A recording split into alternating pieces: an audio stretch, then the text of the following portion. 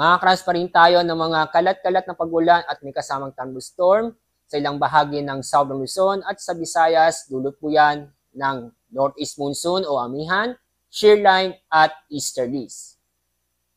At sa ating magiging laga na panahon, sa susunod na 24 oras, makakaranas po tayo ng maulap ng kalangitan at may kasamang kalat-kalat na pag-ulan at thunderstorm sa Aurora, Quezon, Oriental Mindoro, din po sa Marinduque at sa Bicol Region.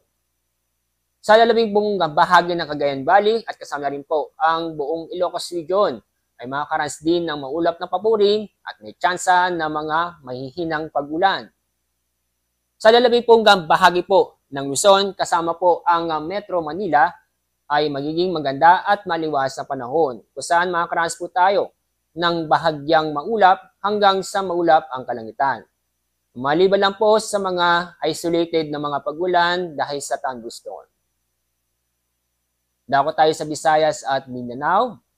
Magiging maulap ang kalangitan na may tsansa ng mga kalat-kalat ng pag-ulan at thunderstorm sa mga lalawigan po ng Aklan, Capiz, Northern Samar, Eastern Samar, hindi po sa Dinagat Island, Surigao del Norte, Surigao del Sur at sa Davao Oriental. Samantala sa itong lalabing buong bahagi po ng Visayas at ganoon din po sa lalabing bahagi ng Mindanao ay magiging maganda at maliwas ang panahon ngayong araw. Pero may tsansa pa rin po ng mga localized thunderstorm kung saan magbibigay ito ng mga biglaang buhos na ulan. Dahil sa inaasahan po natin na muling lalakas ang amihan, yung araw nag-issue po tayo ng gale warning number 1 dahil po nakita namin na magiging maalon hanggang sa napakalon ang mga baybaying dagat sa mga nabanggit na lugar. Ang mga lugar po na nasa ilalim ng gale warning ay sa Batanes, hindi po sa Ilocos Norte at sa northern coast ng Cagayan kasama ang Babuyan Islands. Kaya paalala po sa mga kababayan po natin sa mga nabanggit na lugar na huwag mo na pumalaot sa mga lugar nito dahil may inaasahan po tayong matataas na alon. Kung saan ang taas ng alon po ay halos aabot hanggang 5 metro. Sa ating weather outlook sa susunod ng 3 araw, sa Metro Manila, sa loob po ng 3 araw, magiging maganda at maliwas sa panahon, kung saan makakaranas pa rin tayo ng bahagyang maulap hanggang sa maulap ang kalangitan, maliban na po sa mga isolated na mga pag-ulan. Pero sa mga kababayan po natin sa Baguio City, bukas po ay maging maulan na panahon, dulot po yan ng amihan o northeast monsoon. Kung saan itong sa araw nito, may tsansa po ng mga pamisa-misang malalakas na pag-ulan.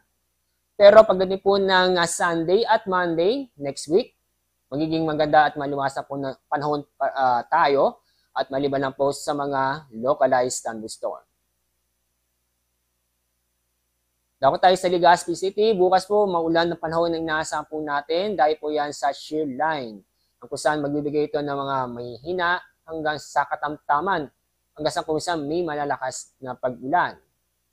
Pero sa Sunday at Monday next week, fair weather po tayo, maliban lang po sa mga isolated na mga pag-ulan at dulot po yan ng thunderstorm.